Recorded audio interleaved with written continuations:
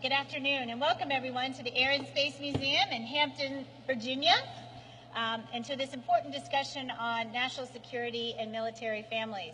I'm Dorothy McAuliffe. I am a Blue Star mom, and it is a privilege for the governor and I to work with military leaders across Virginia on the critical issues supporting military families, which directly impacts troop readiness and our national security. And today, I have the great pleasure of introducing Hillary Clinton and welcoming her to the Commonwealth of Virginia.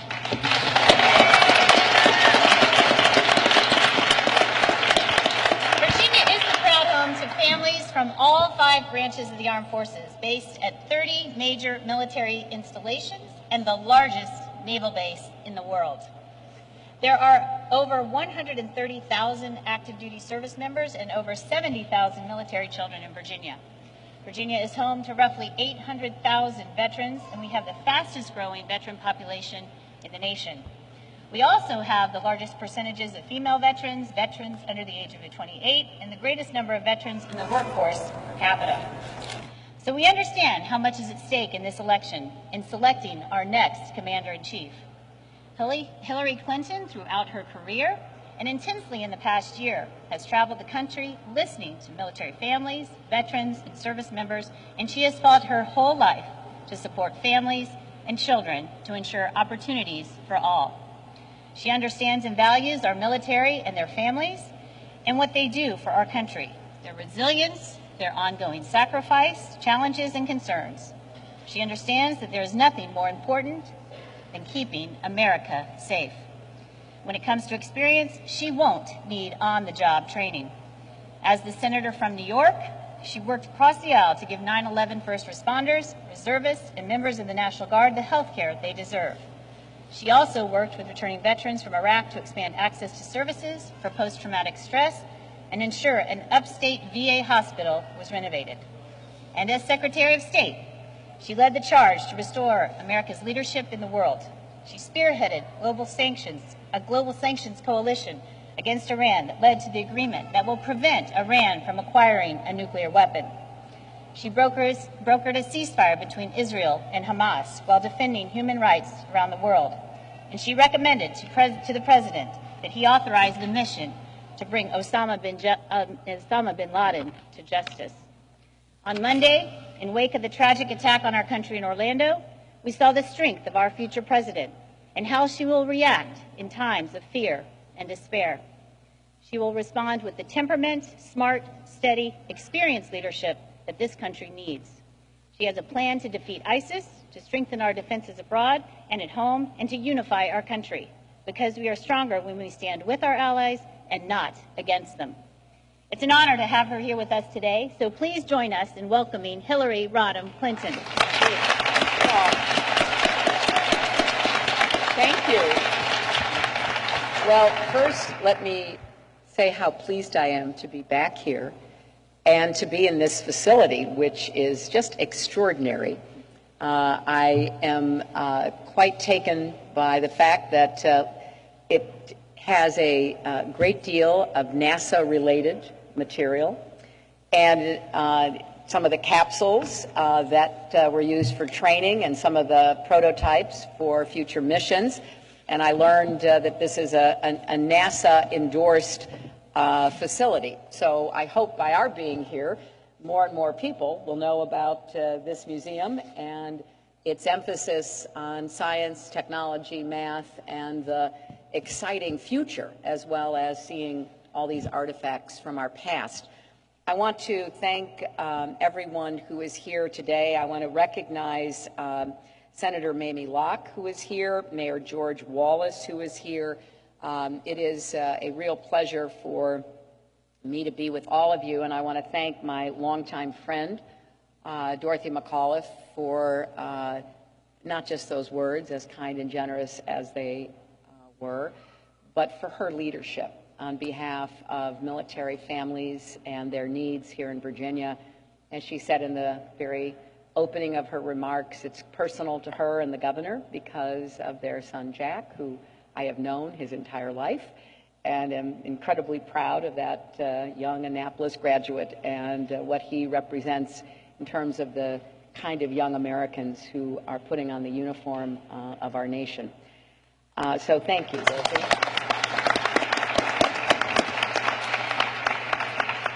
We have here around the table and certainly in the audience a number of people who have served and others who have supported those who have served. And I appreciate everything you have done. I believe as Americans, we do have a solemn responsibility to support our service members, our veterans, and our military families, especially those who have sacrificed so much fighting terrorism across the globe since 9/11. In fact, many of the first strikes against ISIS were conducted by F-18s and F-22s based right here in the Hampton Roads community. So you are literally on the front lines of these issues. I'm aware of that, and I know how much we owe you and your families if the United States is to continue to lead the world with strength and smarts. That's why I wanted to bring this group together today, because you know as well as anyone how important it is that we listen to each other respectfully, that we learn from each other, that the next commander-in-chief has the experience and temperament to keep us safe. And after all the Twitter rants and conspiracy theories we've been hearing recently, it's time for substantive discussions about how we protect our country, how we respond to terrorist attacks like the one that tragically occurred in Orlando. So I want to do a lot more listening than talking, but I'll make a few quick points. First, as we have seen in Orlando and San Bernardino before and other instances, we are facing a twisted ideology that inspires so-called lone wolves, radicalized individuals who may or may not have any kind of formal contact or direction from terror groups like ISIS, but intend and often follow through on killing Americans on their own. As president, I will make identifying and stopping lone wolves a top priority. We will assemble a team from across the government, private sector, our communities, to get on top of this challenge. I will make sure our law enforcement and intelligence professionals have all the resources they need. Second, we do need to stop terrorists from getting their hands on the tools to carry out attacks so easily, especially assault weapons, military-style assault weapons that have no place on our streets. Surely we can agree. If the FBI is watching you for suspected terrorist links, you should not be able to buy a gun with no questions asked.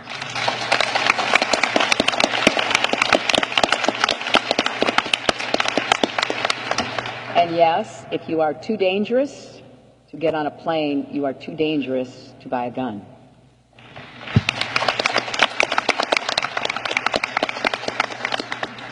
Thirdly, it is apparent that Donald Trump does not seem to grasp any of this. He has been fixated on the phrase, and I quote, radical Islam, as if those are magic words that once uttered will stop terrorists from coming after us. And he wants to ban all Muslims from entering our country and suspend immigration from large parts of the world. His comments have become even more inflammatory in recent days. This approach isn't just wrong. It is dangerous, and I want to emphasize and underline this. Of course we want to keep our country safe. Of course we want to work together in order to do that. That should go without saying. But I want to underscore we rely on partners in majority Muslim countries to help us fight terrorists. We need to build trust in Muslim communities here at home to counter radicalization and the lone wolf phenomenon.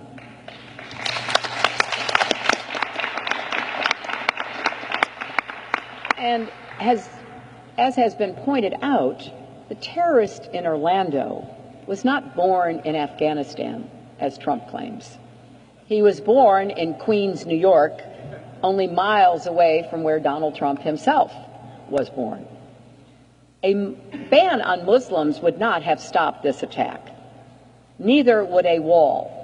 I don't know how one builds a wall to keep the internet out. So not one of Donald Trump's reckless ideas would have saved a single life in Orlando. It's just more evidence that he is temperamentally unfit and totally unqualified to be commander-in-chief. I am well aware how much uncertainty our military and defense community already accept as a constant part of their and your lives. It is a sacrifice to try to keep us all safe. We have to be right 100% of the time. The terrorist only has to be right once. So the burden on our law enforcement, our intelligence professionals, and our military is enormous. You deserve a commander-in-chief who will provide smart, steady leadership, someone who does understand we are stronger when we stand together as Americans, stand together with our allies around the world to keep us safe. We truly are stronger together. And I'm looking forward to hearing from our panelists, and perhaps if we have time, others, about ideas, observations, questions you might have about how we do this. What are the best ways we keep faith with our military and our military families?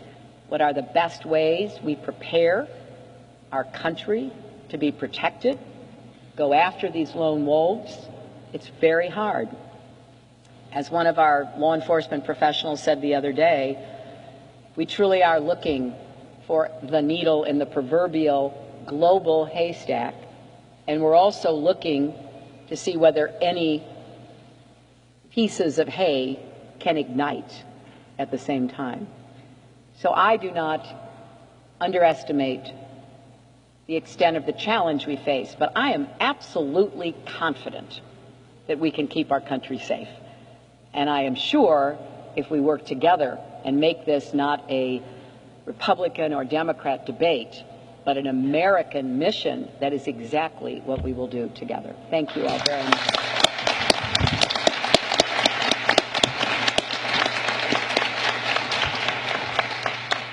Well, again, so thank you all for being here. This is such an important discussion. This is something the governor and I work on every day in the Commonwealth of Virginia, and that is troop readiness. And how do we support those who are on the front lines for us? In Virginia, we focus on our military families and our opportunities for that talent pool when that talent pool comes back, our veterans, and making sure that those who are actually, we are in our 15th year of war. That is an incredible strain on the individuals in our active duty military. And so we have to be realistic about those who are transitioning and about the support that they find here at home for their families. There is nothing more important, as we have met with generals and admirals across this great Commonwealth. The number one thing they are concerned about when they speak with the governor, when they speak with me, it's not about frac closings and base closings and the infrastructure and the facilities. It's about families home. What can we do for our families here in the Commonwealth while our active duty military are protecting our freedoms abroad? And so I know that we have an incredible panel here, and you have a wonderful platform, but I would like to hear from... I think Kathy. Kathy, our Blue Star. And I think each panelist will introduce themselves to those who may not know them, and to also inform the press about who you are and what you've been doing and your ideas. I'm Kathy Roth, UK. I've been a military spouse for 18 years, my husband in the Marine Corps. I've been a military family advocate also and working on these issues. Secretary Clinton, you're the first presidential candidate in history who's put out a policy on military families. And I am so grateful for that. I did not realize that. Traditionally, when people ran for office, they talked about veterans, people who have left service, and they talked about national defense, national security, the policy, but not about the people who do the work.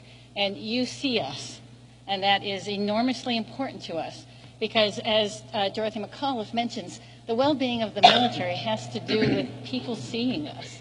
It's easy when we're only 1% of the population to not be seen. And want to tell you also personally that you've made a difference to my family. My husband, you don't know this, but my husband was working for General McChrystal in 2009, 2010 when you were Secretary of State. And he was in the background of the VTCs that General McChrystal did with you. And my husband would tell me every night that he really felt that you understood all of the issues that they were grappling with, all of the points they were trying to make. And they felt, he and his comrades out there felt that you had their backs. And that made him feel good. But as his wife back home, worried about his safety, that gave me a great deal of confidence. So thank you. Thank you, Kathy.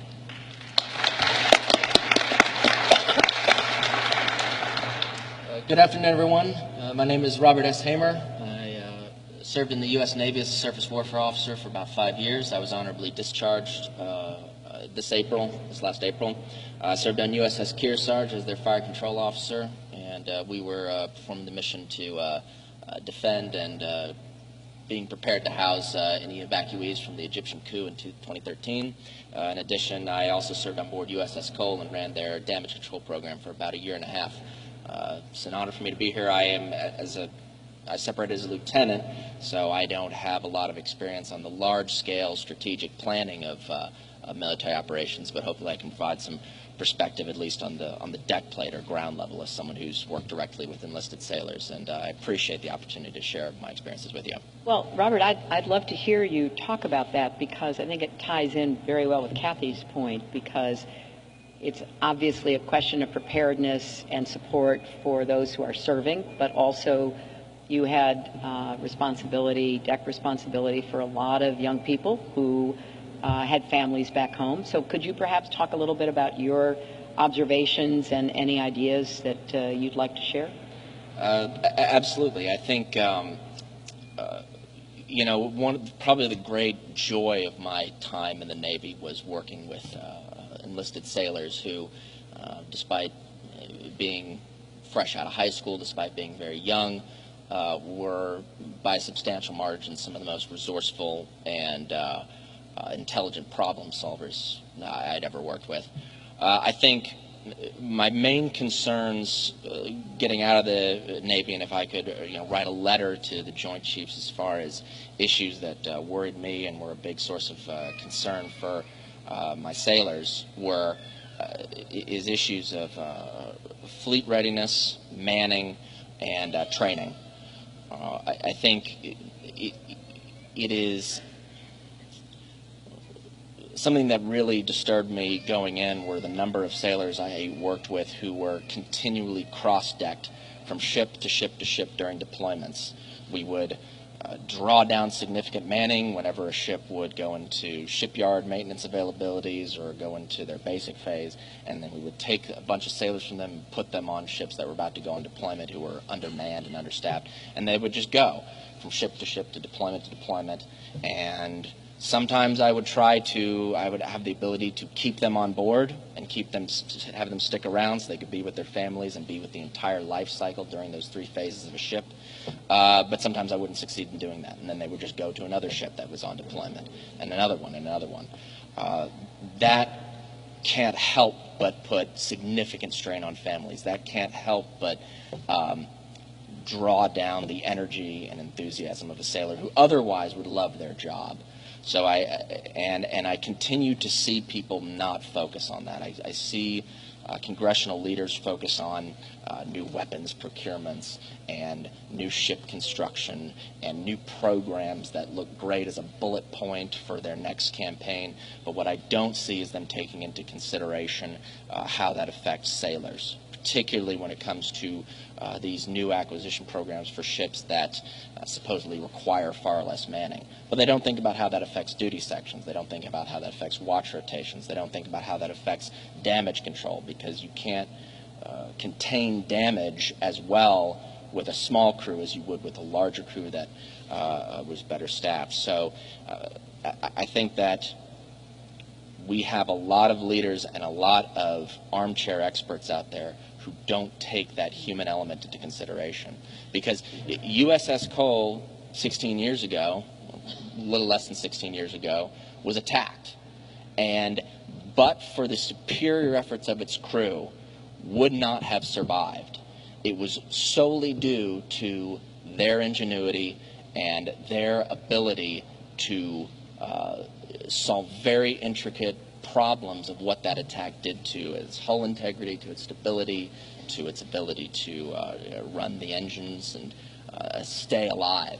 That's why coal is still alive today. It's not because of some new weapon. It wasn't because of some new piece of equipment that we spent billions of dollars on. It was the sailors who saved coal. So that's a great tribute. Great tribute.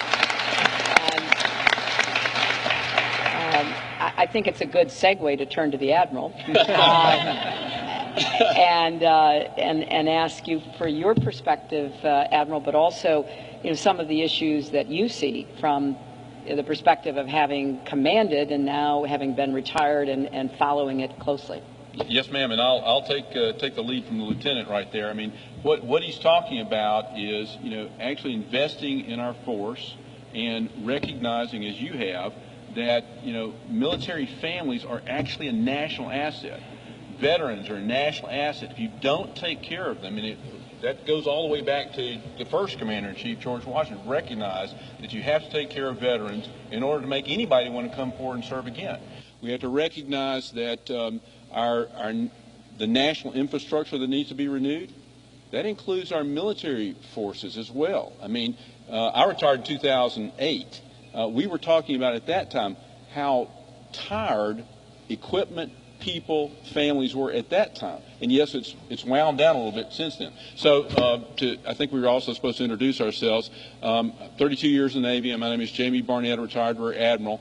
My last job in the United States Navy was not too far from here. I was the Deputy Commander of the Navy Expeditionary Combat Command, which at the height of the wars had about between 8,000 and 9,000 specially trained sailors on the ground, disarming IEDs, protecting dams on the rivers, protecting oil rigs, rebuilding with the Seabees, and unfortunately in harm's way along with everybody else there. And so I've been at Dover receiving respectfully the people that were coming back. I've flown with a deceased, killed in action Chief Petty Officer who was one of the people who were disarming the IEDs.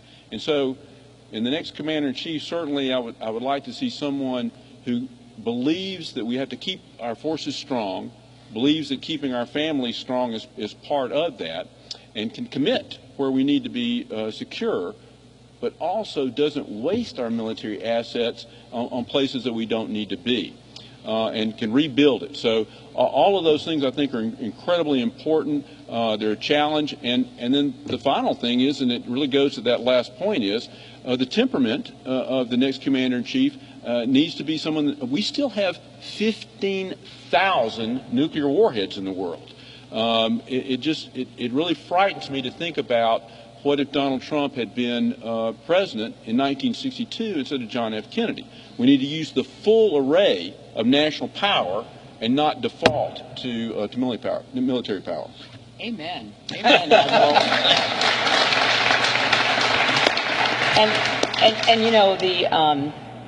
The theme of investing in our force and investing and supporting our families, which we've already heard from each of the panelists as well as Dorothy, is one that I think we have to elevate because, and this was a point that was made, about 1% of our population serves. So it's easy for the other 99% not to understand the stresses, the strains, the unpredictability that so many military families and their beloved service members face. So, Admiral, when you talk about that, that military families are a national asset, I love that phrase. How do you see us doing more to try to bridge the gap? There's a gap between what we do as opposed to what we say about military families, and then there's this gap between those who are serving. And here in the Hampton Roads area, you've got so many people serving that you can feel like you are well supported, you understand what others are going through, but that's just not the case in so much of the rest of our country. you have any thoughts about that, Admiral? Certainly, but I mean, it's having the eyes for the field, like they used to say about Napoleon. One of the things that you had done previously in recognizing that we have our active duty, we also have our reservists and our guardsmen that are all over the country. When they go home, they don't necessarily have some of the benefits that the Hampton Roads area has. It's thinking through the stresses that are on them, make sure they have the services. One of the things that affects military families, but also our military in general, and I don't think people recognize, is the military and our government is still strangled by the sequestration. We do not have the funding. We have stupid budget cuts that we have to deal with every year, and it hurts programs. I haven't done an analysis on what it may have affected our national and homeland security things, but it makes me wonder if we have the FBI sources, if we have the homeland security forces that we need that are integral. And so, yeah, I'd like to have a sensible budget, and I'd like to limit government, but I want to have it smart. I want to make sure that we're funding the things that we need to fund. That's an excellent point, because the sequestration, which many of you know about, where the Congress just basically cut across the board without regard to the importance of any program at all. It was just a big, slashing of the budget without any real forethought, has had serious consequences. And serious consequences, I would argue, as the Admiral did, in our military, most likely in Homeland Security as well. Other areas that have, I believe, been hurt, like doing research, medical research and the like, and we're sort of beginning to claw our way back. But the point you make is an excellent one, and using the term of art, stupid budget cuts, I have to say, Admiral, I think there's a lot to that, so thank you. Sorry, I didn't mean to reveal anything from the way it's talked about in the Pentagon. We'll keep that between us. That's right. Yeah. Please, Taron, tell us about your perspective and your experience. Yes, ma'am. So, how's everyone doing? Tyrone Sims II. I'm a fourth-generation veteran. My dad's a retired Marine. I'm a 2000 West Point graduate. I've been doing veteran military family, national security defense policy writing and advisement since 2008. Staying on this topic, ma'am, something that you all were discussing caused me to think of something. So, as you know, we ought to be using smart power to project our national security strategy and projection. But we also ought to be using smart power with respect to supporting military family members, right? Something that Mrs. McCullough had recently introduced and had her husband pass recently. I'm an education advocate as a hobby, lack of a better way of explaining it. And so I was really pleased to see that now we're making a good effort in identifying our kids that are in our local schools who have parents or active duty members, because of the life cycle that the parent, mom or dad, or both are deploying, that it's important that the school understands, Johnny and Jane, they might have some issues, or may not, but just know that their parent's gone. Give them a little attention, give them some recognition, just make sure everything's okay. But also with respect to, supporting the spouses in finding jobs, right? Ensuring that the local economies are relatively strong so that those parents can find jobs. So a good example for me, my parents had to be geo bachelors twice in my lifetime. First time when I was in second/third grade, and the second time when my dad had to take company command down in Lejeune when I was in 6th and 7th grade, and that was rough. And the reason why my parents made that decision, because down in Lejeune, my mom likes to work. God bless her. She loves to work. So she wanted to work, but she knew going to Lejeune, there wasn't going to be that type of employment for her, but she had a job up in Northern Virginia in Fairfax. And since my dad knew he was going to go serve on the commandant's staff after his 2 years and after his MU, they made that tough decision to stay in Northern Virginia. But the economies around our installations should not be what some of them are. And we don't have to go in specifics, but we know that there are some that do it relatively well, and we know that there are some that you're like, really? You know, some of our Vanguard stations, you go outside the main gate and you don't want to let your children go out there by yourselves. And so it doesn't create a good atmosphere for that. But we have so many tools. Everyone thinks DOD should be solving everything, whether it's fighting that war or fighting the military family war. But we've got labor and we've got commerce, you know, we've got treasury, we've got the states, and some of them, God bless Virginia, we probably are the best one who does what we do with respect to supporting veteran military family members. But the other states that need to do it better too. But we've got to use the entire kit bag and not just look at DOD to solve all these problems. That's a really good point, Tehran. I think that this needs to be a whole of government effort. Yes, we do ma'am. too much siloing as it is. A couple of quick points. You're right that around too many of our bases, what's right outside the gates is not particularly attractive or job friendly, and oftentimes what's out there is actually detrimental.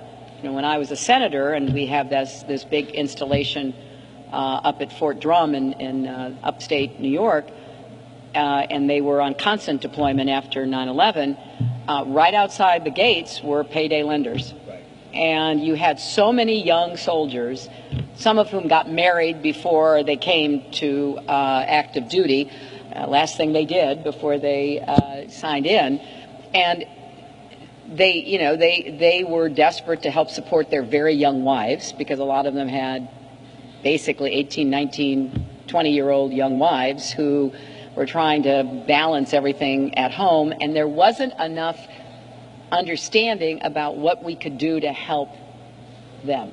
And I know that Holly Petraeus has been working on a lot of these issues about, financial deception and fraud and other kinds of actions that have really hurt family members. We also saw people lose their homes. Here they are deployed overseas, and they're losing their homes, something that I thought was just outrageous. And we should have had, again, kind of a whole of government effort to be there. You mentioned that something we came to see as a real problem after 9/11, when National Guard and Reserve units were being called up, and a lot of the Guard members were showing up for pre-deployment health exams, and they were failing them. They had serious health problems because very often they did not have health insurance. And I could again speak from my experience in New York. We had a lot of self-employed people. We had a lot of people working for small firms in rural areas. They had no health insurance. And so when they showed up, it was found that they had problems. And so they had to be helped before they could be deployed. And that's why I joined up with Senator Lindsey Graham, and we passed the extension of health benefits to the National Guard and Reserve so that they would be constantly able to have access to health care. But we should get ahead of these problems. We shouldn't see the houses being foreclosed on or the National Guard members being turned away because they're no longer healthy. We should sort of have a plan that really puts forth all of these problems, because we listen to each other about things and things that we can then add to our to-do list. But I also wanted to ask you on the strategic perspective, because I know you've been spending a lot of time looking at these issues. You want to share any of your thoughts about those, Tehran? We're talking on the national security side, ma'am? Mm-hmm. Yeah, so I think one of the frustrating things that at least my generation of folks who are advising senior DOD and State Department individuals, that we don't see a strategy. I'm friends with Liz Schreier, so active at USGLC, so obviously the term smart power. And we would definitely love to see a true application of smart power. The fact that, so I don't know if anyone here has actually served on the ground in a combat zone, but we don't fight the same type of wars as our uncles and our grandfathers did, right? A tank battalion and a tank battalion from two different sides aren't crashing and fighting and killing each other and that's not determining a victory anymore. What's determining victory is securing an area and then bringing in resources, lack of a better word, that create a stable environment, that get jobs going again, right? This stuff sounds kind of familiar, right? Gets the economy going, you know, so the kids can go back to school, so that the parents can say, hey, you know what? I can go work this job instead of picking up this rifle or planting this IED to feed my children. But DOD, again, can't do all those things. And the diplomats from the State Department can't necessarily go in and do all the talking if the area is not secure. So we need the Department of Agriculture, you know, to go help teach modern or more modern farm techniques, right? We need the U.S. Chamber of Commerce to get the Fortune 500, 1,000 companies to get more invigorated to take some risk or take a little more risk in investing in these regions, right? We need just the whole toolkit. Because again, I'm trained. I'm a war fighter. You know, I'm trained to meet with and destroy the enemy. But OJT, my generation of leaders, God bless them, they're now all taking battalion command. We had to learn how to become diplomats. We had to learn how to become farming experts. We had to learn how to become mayors and city managers and city planners, because for reasons that were way above my pay grade. Wow, back in 2003, 2004, those entities weren't being properly, in a positive way, exploited, and we weren't bringing those tools over. And we have to have that on paper, and then be willing to take whatever risk it means to apply that. Because if not, then we're just going to be in this perpetual state of war that we've been in for the past 15 years. Well, that's another amen, because the challenges we faced, you know, I was on the Armed Services Committee as a senator, and then I was Secretary of State, as you know. The challenges we faced were exactly as you have described them. You know, nobody can clear an area better. Nobody can take on the enemy in a military confrontation better than we do. But then we've got to ask what next. Now, in some cases, what next may mean get out of there. Leave it for what it is. That's just the decision we make. In other cases, it may be, as you say, bring out the whole toolkit. But we have to do some after-action reviews about what's in that toolkit, what worked, and frankly, what did not work. And we've got to be very honest about how challenging it is to do this. But I think you're right that it's time for us to take a strategic look at where we were and how we responded in Iraq, in Afghanistan, and now what's happening with some of the anti-terrorism operations. You know, we're putting a lot of burden on our special forces, backed up, of course, by, you know, the whole military, particularly our naval assets in the Gulf and elsewhere. So we really do have to be both very committed and concerned on the ground, those sailors on deck, those families at home, and we have to have the broader perspective. How do we make this work, and what are the best tools for us to utilize? Some of them stay in the kit, some of them are added to the kit. How do we do that? And so I think you've raised a really important question there. I want to go back, if I could, to Kathy, because would you describe the work you have done for so long with Blue Star Families and maybe some of the challenges that you face in trying to help other families? Sure, I'd love to. My husband was part of the invading force of Iraq in 2003, and I sat at home on my couch in La Jolla with my 4-year-old and my baby, and I wondered how he could do that. How could you walk from a place of safety with his biological chemical weapon suit, because that's what they thought was coming at them, and walk into the sand, into this place where people were trying to kill you, knowing that you didn't have to do this. We're all volunteers, knowing that he loved us very much and he might lose everything. I could not have done that. It was very hard for me to let him go, and that was a choice that we made, to let him go, because we're volunteers, and I love him very much. Felt like the right thing to honor the commitment and to serve with the people he served with, but I could not have walked in. So when he came home, I said, how did you do that? How did you physically take that step? And he said, you know, in the Marine Corps, we have very good training. And when you have very good training, it's not hard to do. You follow your training. And I realized we military families, we need training too. Because each of us figure it out ourselves. But it's not a personal problem. Serving your nation and having your family thrive, well, free people are going to choose to have their families thrive. So we need to find ways to help us learn how to do this very hard work that is unique in the history of civilization. Free people waging protracted war over time. We have an all-volunteer force that was designed for a different fight, a different fighter, and who had a different kind of family. It was a mostly garrison army preparing for a Cold War that they were preventing. Young people who were mostly not educated, half of enlisted then did not have high school degrees, most of whom were not married, and those of whom were married had one-income households. And today we have constant war fighting with a very educated force. 90% of our enlisted have high school degrees, 26% have college degrees. A third of our officers have graduate degrees. The majority are married. And Americans today, 75% of working families have two incomes. It's a different set of people, different set of problems. We have to figure out how to do that. That's what a lot of my work has been focused on with Blue Star families. And what we've seen is that people are proud to serve.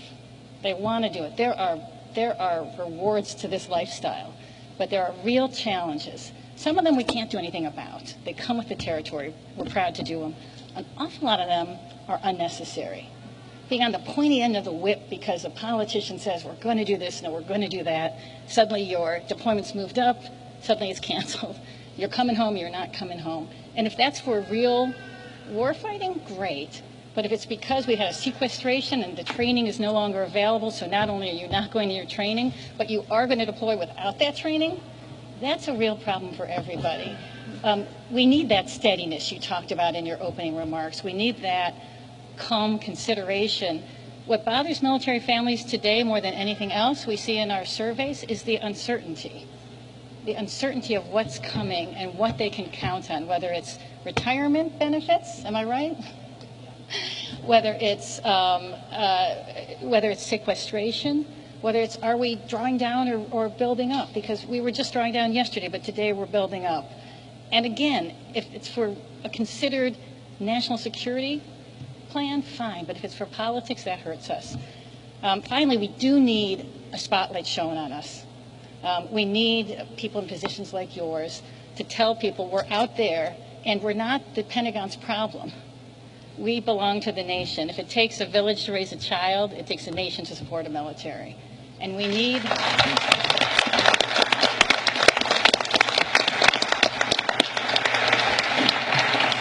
And we need our neighbors to know us. And I think the only way they will is if the commander-in-chief, and this commander-in-chief and his wife have done a great job, but if the commander-in-chief helps them know us and helps us find solutions together. So. Thank you so much, Kathy. Wow. I'm taking a lot of notes. You probably will hear me saying a lot of these things that all the panelists have said. That must have struck a chord with you, Robert, because of what you were describing about how your sailors were coming into port and thinking they were going to have time with their families, and then all of a sudden, I think you said cross-decking and ship to ship. Based on your experience, can you think of some ways we solve that problem and get more predictability into it?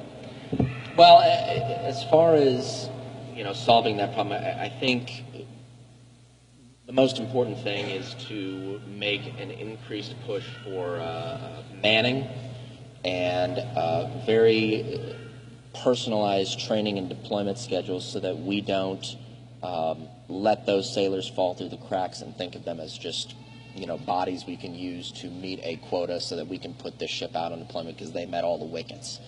And frankly, I think just more personalized and more reactive training, I think, would be better. You give me an example? Well, okay, so what were you talking about training for families? I will tell you that more than a few times I have seen families go to pre-deployment or post-deployment workshops to talk about concerns and issues and how to handle overseas deployments and how to handle issues when you've got a sailor working on an active duty ship. And the training would go as follows. Welcome. Here is our PowerPoint presentation, and I'm going to read verbatim several bullet points that make blanket assumptions about the family situation you're in. And here you are. Here's your sign-in sheet to prove that you received this training. Thank you very much. I'm sure all your problems and concerns have been solved, and you've received this training. Thank you. That is training that is not unique just to operations and military and emergency training for warfighting. It is also true for families as well. And I think that by seeing training and seeing personnel as a number on a bullet, as something that we can that we see on our listed personnel data sheets, and not as resources that can be exhausted and resources that we can misuse. That is what's causing these problems. And I also just think we are not recruiters, and top brass in terms of recruiting and training are not being honest with themselves about what they need as far as manning and what they need as far as personnel. We cannot make do with just barely enough engineers to go on a 3-section watch rotation. We cannot make do with having an FC who went to a very specialized, expensive school, but we don't have enough quotas, so we just pass them off from ship to ship to ship. We need to have those hard conversations. And I think an issue that I've been seeing a lot, at least from an outsider looking in to top brass, is that they're afraid of having those hard conversations, and they're afraid of telling Congress what their real situations are. And to me, that's what officers have to do. They have to bring bad news. I wouldn't be afraid of telling my captain, hey, Captain, I got to be honest with you. Our sewage systems are in terrible shape. Now, here's what we're going to do. I'm not going to lie to you. I'm not going to. This is how. These are the problems we have, and they're big problems. But what I've been seeing a lot of are action plans, and we've got a handle on this, and lowering standards, and then saying we've met them with real cheer, and instead of every now and then, like for example, there was a retired Rear Admiral named Robert Ray, who was fantastic. He used to be the president of INSERV, and he stepped in front of Congress and said, our INSERV program, INSERV, for those of you who don't know, is the Board of Inspection and Survey. It's the most serious material readiness inspection in the Navy. And he laid out flatly, he said, our INSERV program is a failure because we're not giving our ships and we're not giving our commanding officers the resources to prepare for these inspections. And that's why we've had to recently classify our results, because there have been so many failure rates that it's embarrassing. And he said, that is your fault. That is Congress's fault for not listening to commanding officers and not listening to your ships and punishing them for failing to meet the standards that you didn't equip them to live up to in the first place. Unfortunately, can I say amen? Unfortunately, that Rear Admiral, unfortunately, is an exception, not the rule. We have too many flag officers who are not saying those things to Congress. They are not talking about, they're not being honest with the people who they need to be honest with.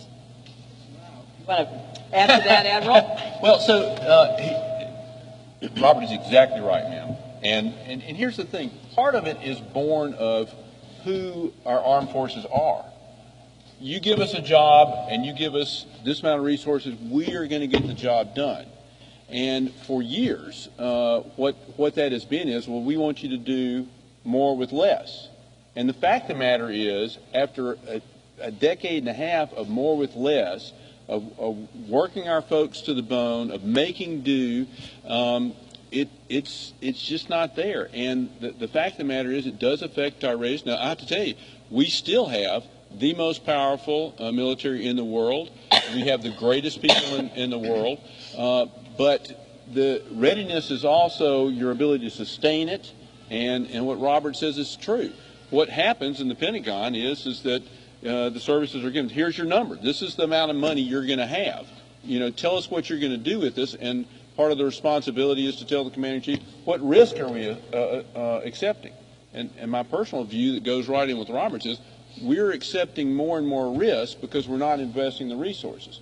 Now, that may not be something the Congress wants to hear, but the fact of the matter is we do have to invest more, and it's not just the military. I mean, that goes for Homeland Security, law enforcement. It goes across the board to our social programs, because one of the things that keeps us from having to use smart power on the battlefield is making sure that we've used all the elements of national power. So economics, we have to have a strong economy. We have to invest in the infrastructure of this country, all the things that you've mentioned. So, that's absolutely right. Yeah, I mean, we cannot do all of this and be strong abroad if we don't invest in our own people and really up our strength here at home. And that goes to something like infrastructure. Our roads, our bridges, our tunnels. I know you guys have terrible traffic problems here in this area. And you stop and think about it.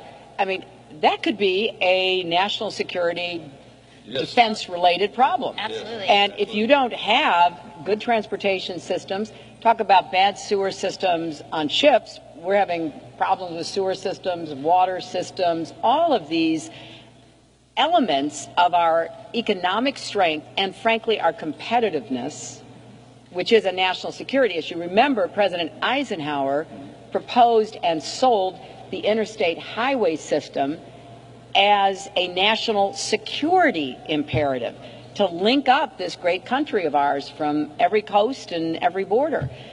So we've got to start thinking about that again. And all of that has implications for our national readiness, as well as the specifics about our military readiness. Dorothy, do you want to add to that? There's so much to add. This is such a really incredible discussion. I would say that the partnership between the state and federal government is so important here. Sea level rise, climate change, all of those issues as well is something the governor is focused on every single day here, especially in the Hampton Roads area, but across our military. And I would say that the partnership also that we need to focus on is we focus a lot on our public schools here in the Commonwealth of Virginia, recognizing that families are switching commands, that they're transitioning, the deployments, not only the family member away, but transitioning, on average, 9 to 12 times military child will transition in and out of public schools across the country, around the world, K through 12. And so what we can do to make sure that our public schools are, as Jerome mentioned, ready, aware, focused on all children that are transitioning, because frankly we have a very global economic society, but especially our military children who are so resilient, but yet, face the hardship of having a parent, a loved one, a family member, a brother, sister deployed.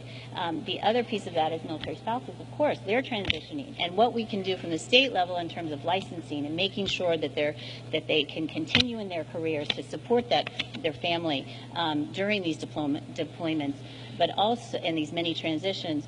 The other thing is making sure that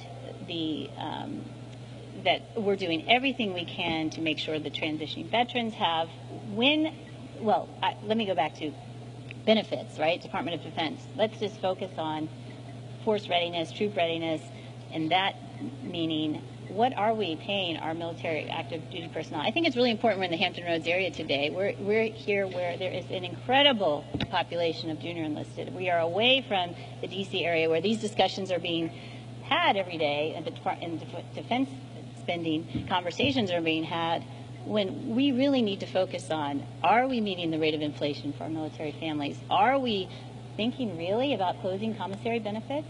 Are we really, where are we? Where you've been a leader on health care benefits for our active duty military and their families.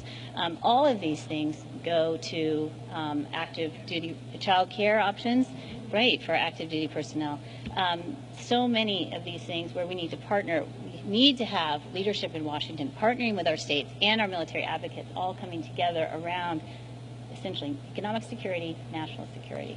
That's a great way to sum it up, economic security and national security for our country, and especially for those who serve and their families, because it's just disgraceful that we do have junior enlisted who are eligible for food stamps. Yeah. And Free and reduced lunch. after 9/11 and all of the deployments, again, speaking from my experience in New York, we had military families having to seek help from food pantries.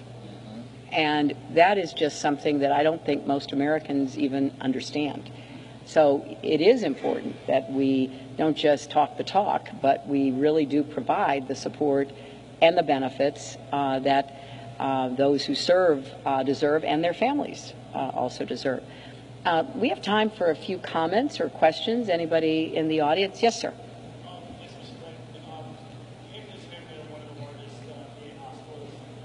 I think here comes a microphone, sir. Yeah, you just talk into it. They turn it on. Yeah. My name is Mike Wade. Hampton is one of the VA hospitals here in the Hampton area. And my question to you is, what do you plan to do in order to take care of some of the fraud, waste, and abuse in the VA system, not only from the staff and the people that work at the VA, but also military members who take advantage of the system to gain benefits?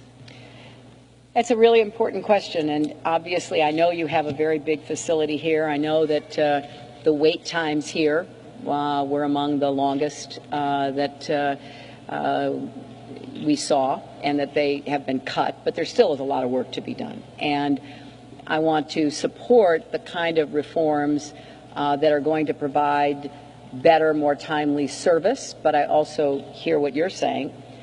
We need to make sure that this is accountable service in every way, accountable to the vet, but also accountable to the taxpayer and accountable to those who are providing the services.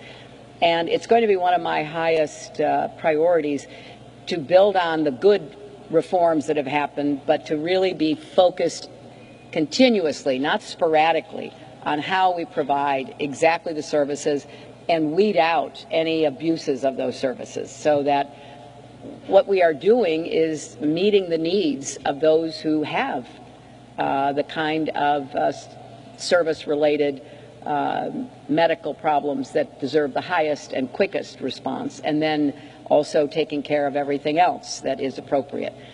And it's going to be, I have a very strong feeling about making sure the VA works right, but not just writing a blank check.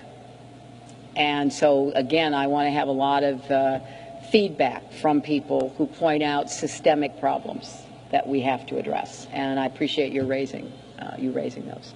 Yeah. Yes. Okay. Here comes the microphone. My name is Susan Whitman. I'm a retired Navy Master Chief. I served 25 years in the Navy. I was the Command Master Chief and manpower person for the training command, the Aviation Training Command at NAS Oceana. I also deployed on the Theodore Roosevelt. I was in the shipyard with the Theodore Roosevelt. I am 3 Division, which is the largest division on the ship without the air wing employed. That's avionics and ordnance. And I know exactly what you're talking about. Those are the first officers that I have ever heard explain some of the pains that enlisted people go through. But I remember as a young airman in Rota, Spain, working a weekend that we had off to make sure that our C-130 could take a pallet of ice cream to the Admiral in Naples. Okay, now I'm going to talk morale. I remember having to look at my manpower on the Theodore Roosevelt before we deployed as the IM-3 Division Chief, the leading chief, and looking at the fact that we didn't have the C-UP people. Those are the people that come and join us when we go out to sea when the squadrons are embarked. I remember having to plead to BUPERS to get the sailors on board.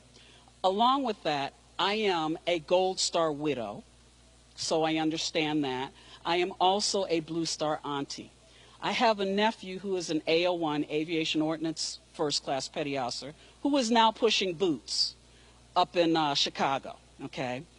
Morale is an issue sometimes for them because we are taking young people, like you said, young kids straight out of high school. or young people who couldn't make it out in the civilian world, okay, and they saw an opportunity. And they're coming in, but we're doing a little bit more coddling than we should be. Because when they were on the coal and the coal was hit, and I remember that, when we were hit, when I was on the Abraham Lincoln and we met the Sacramento, the USS Sacramento, we had a collision with them, we didn't have time to worry about if someone was being nice to us or not. We had to do damage control, and we had to do it quick, fast, and in a hurry. So I do agree that back-to-back deployments, cross-decking, as he calls it, is a morale issue.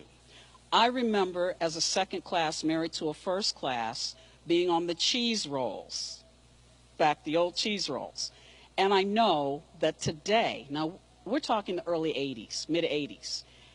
Today, in 2016, we still have E5 and below that are on food stamps. So I ask you, with all of these commissioned officers and family, to bring some enlisted people in to talk to you. And let them tell you from their viewpoint. Because one thing I learned as a senior chief doing my first shipboard deployment was the people that knew what was going on with that now depleted S-3 aircraft on the ship were the young E-1, E-2, and E-3 who were servicing that aircraft. And that's how I learned that aircraft. I learned from the young people that were there. Talk to them, as well as the Admiral. I had 2 stars, you have 1. You got me, Master Chief, you got me. Well, I think you've just talked yourself into an advisory role.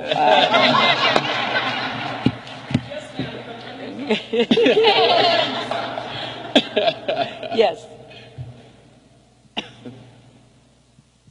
Good afternoon, Ms. Clinton. As a veteran that served on active duty for 33 years and retired, as I transitioned, I really didn't think the transitional piece was a very hard piece because as an officer, we get a lot of jobs and opportunities that come our way. But my concern is I know that the vow for hire was passed in 2011. Can you lift that up a little bit? The vow for hire was passed in 2011. And so what my question is as not just officers, but as the force continue to transition out of the military, I feel that there's a gap there because although we get training in the military, there's not a lot of training or training resources coming out of the military, not just for the families, but just for the military as well as a whole. So my question is the vow to hire that was passed in 2011, can that continue on under your administration so that we can continue to, kind of, I guess, narrow the gap of transitioning out of the military for jobs for veterans? Thank Absolutely. You. And again, I'd ask any of the panelists to add their concerns. This is one of the biggest questions that I'm asked as I travel around, because you said it so well.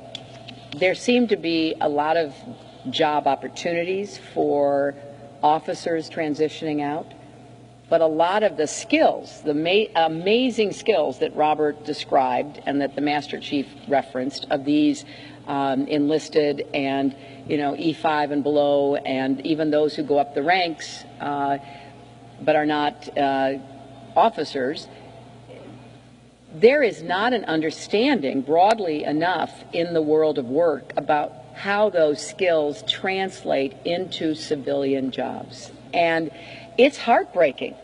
You have people coming out who have mechanical ability, who have logistical ability, who have a lot of the skills that the private sector says they're looking for, but they may still only have a high school education, and they're not given credit for everything they've learned and done in the 8-10 years that they've been in the service. We've got to address that. And there are some good programs, and the legislation you referenced is trying to motivate more people to take a look at this. But this is a particularly personally important issue to me because I've met a lot of these young people.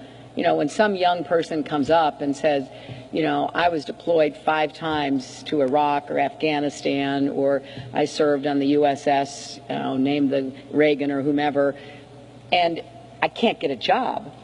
And they're standing in a setting like this, and they're telling me, my heart is just broken, thinking, what is wrong with us that, you know, these young people have served, many of them in dangerous combat-related situations, and we don't have the post-deployment counseling, we don't have the outreach to help them get the job that they should have in the civilian world. Now, we do have the, you know, the GI Bill, the 9/11 GI Bill, and some of the additions that have been made to it.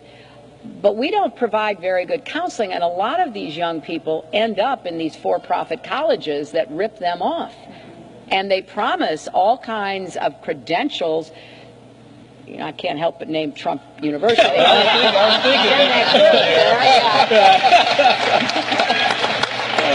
think that's a good example. And so, you know, you're adding insult to injury with them. And so, does anybody here on the panel? Yeah. Well, I can say, obviously, Mr. McCullough can help me out with this one too. Virginia is one of the better, if not best, states in this effort. The Virginia Military Advisory Council has been spearheading doing transitioning service member work because, as you stated, ma'am, there is a serious void, there is a serious gap. So we have the V3, Virginia Values Veterans, which their primary mission is assisting transitioning service members to find employment. I like saying find careers because I don't believe a service member should go out there to get a job. They need to find a career or profession, something that they believe in, have passion in. But that being said, so what we've been doing and have begun doing, not just here in Virginia, but in other good institutions and, as well, organizations, is literally taking the garrison or the post commander, that CG or admiral who's in charge of his installation, and sitting them down saying, listen, we're going to link you up with some businesses and folks who like giving veterans jobs, and we're going to link them up with your transitioning service offices so that we can get down in the weeds and actually find these young people who have exceptional abilities, right? I mean, problem solving and leadership are two of the best qualities you want of any employee, but you can't put that on your resume, right? I can solve any problem, but if I put that on a resume, someone's going to laugh me at their office or not even let me in, right? So we get down in the weeds and find these young people and really put them with these business leaders with the assistance of, you know, our state government that kind of is pushing the businesses to be more proactive so that we can forcefully get them in place. And we're actually working to now do that with the spouses as well. Because again, and if Governor McCullough were here, he would tell you, he wants all transitioning service members in the Commonwealth to stay in the Commonwealth. So we're wondering why we're so proactive with it. And there's one other aspect of this. I mean, so we have to have the training, we have to have the counseling, and this is something the governor has done well for our state. But in a larger sense, once they're trained and ready for those jobs, there have to be jobs. And so part of our economic strength is making sure the economy is good, is growing, and that the government doesn't take a kind of laissez-faire approach to it, the way that was done probably in the early part of the 21st century, and allow it to crash. So we're really looking you to keep us strong, man. No crashes. No crashes. We can't afford any crashes. We've got a lot of hands. Okay, yes, sir, right here. Secretary Dave Belote, it's a pleasure to meet you. What the good Master Chief didn't tell you is she has also run for office twice. Twice stood for House of Delegates. She and I are co-chairs of the Virginia Beach Democratic Committee. And I took her example. Local kid who was in the Air Force for 25 years, had the phenomenal privilege of commanding battlefield airmen in Iraq, flying the pretty one right up there. Although it wasn't red, white, and blue when I flew it. And I commanded the largest fighter base in the country, Nellis Air Force Base, and tried to bring those lessons back. Ran for the state Senate last year. And I want to pull a couple of things that I heard on the campaign trail and have you comment on them. we talked about the value of education, and I myself, my 27-year-old son has autism, and because of the military exceptional family member program and the fact that we had some great schooling along the way, he works at Navy Oceana in the galley. Instead of being institutionalized or pushed aside, he supports the United States Navy. So how do we protect Ability One programs and those things which are investments in human potential? You mentioned very briefly, or I think Ms. McAuliffe mentioned very briefly, climate change and sea level rise. On the campaign trail in Hampton Roads, I got to push offshore wind and the potential for investments in our shipyard capacity, what we have right here in this port facility, and with all of these separating soldiers, sailors, airmen, and Marines, is a phenomenal pool of labor that could make this part of the country the absolute focal point for an offshore wind industry that would supply so many of our energy needs and, you know, stop sending dollars to foreign or petrodollars for people to shoot at us. But then a question about how we pay for it and how you phrase that as a presidential candidate, because didn't get to have this conversation twice. It was a couple of Kiwanis Club meetings with Navy retirees who would finally say, I don't get it. Why is the retired fighter pilot with 2 Bronze Stars a Democrat? And I would say, well, roads don't pay for themselves, schools don't pay for themselves, teachers and police officers don't pay themselves, and I want to have the conversation with what should the world look like, how do we plan for it, and how do we resource that. My opponent says, here's the little bit amount of money that I am willing to pay in, what will that buy us? So you do have some good tax policy proposals out there, but how can you focus that down and talk about investments in people, investments in energy, and how we get to that future? Amen again. Man, this is like a revival meeting. I love it. Thank you. Thank you so much. Well, you have so clearly described the problem we're facing. You know, we are living off the investments that our parents and our grandparents and prior generations have made in our country, and we have this, I think, very short-sighted view that somehow all we have to do is just kind of get along from year to year, and it's going to take care of itself because, you know, the great dynamism, the entrepreneurial spirit, the patriotism of the American people is going to work it out some way. And I believe 100% in what I just said about the American people. But I believe they deserve a government that's going to make the investments that will make us safer and stronger and more economically prosperous. And this is a debate worth having in this election because we have ignored for too many years now the need to keep our country up to speed as well as our military. And that's going to require taking on these challenges. You mentioned climate change, which too many people still want to ignore, deny, deride, claim it's a hoax by the Chinese, all the stuff that you hear coming from some of our political candidates. And it's a serious threat. And it's a particularly serious threat to this region. I mean, if you look at a map that scientists agree on about what parts of our country are most at risk because of rising sea levels, coastal Virginia is right up there with southern Florida, with parts of the Northeast. And so we can ignore it, or we can say, you know what, it's a serious problem. And you know what we're really good at? We are really good at problem solving and leadership. So let's get to work on solving those problems and showing some leadership. And what you just said makes so much sense that it hurts that we haven't done it already. There is no reason why we cannot be the 21st century clean energy superpower. And I believe that this part of Virginia, coastal Virginia, could be one of the epicenters of that. You know, offshore wind, and we have not even begun to scratch the potential of solar. we have real opportunities here, and some states are much further ahead than other states in dealing with solar and wind. And you can look at those states. A state like Iowa gets about a third of its electricity from wind.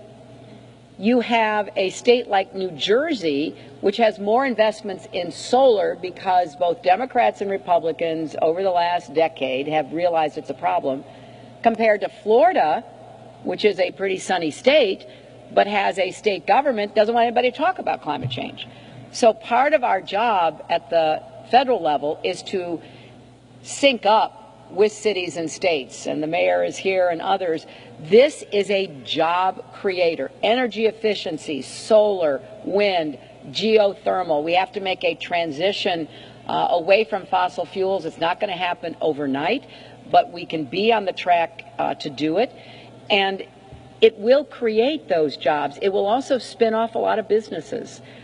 So I'm glad you were out there trying to talk to civic groups and to explain that I don't think this should be a partisan issue. I'm proud that you're a Democrat. You and the Master Chief are a great combination and representation for that.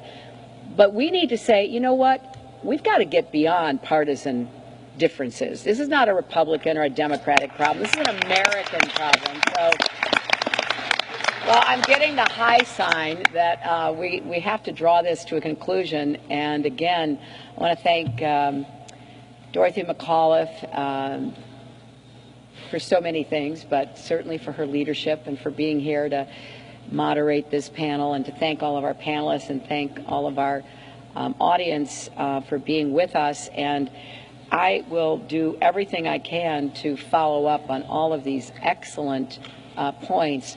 And again, I thank all of you, those of you who have served, those of you who are serving, those of you who are in families of those who are currently active duty or veterans. I thank you all.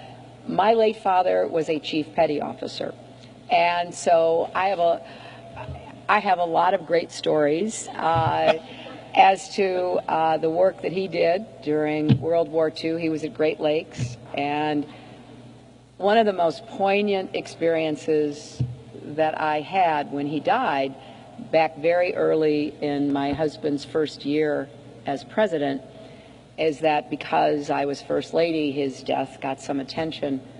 I got letters from a number of the sailors that he trained. They often sent me copies of their photos where the whole class was gathered with my father in his uniform standing in front of 100 of these young men. And it just meant the world to me. So I am incredibly grateful to you and to everyone in this region for what you've done to keep our country safe. And I promise you that we're going to work together to make sure it always is safe, and we're going to get smart and use smart power to make it even safer and stronger. Thank you all very much.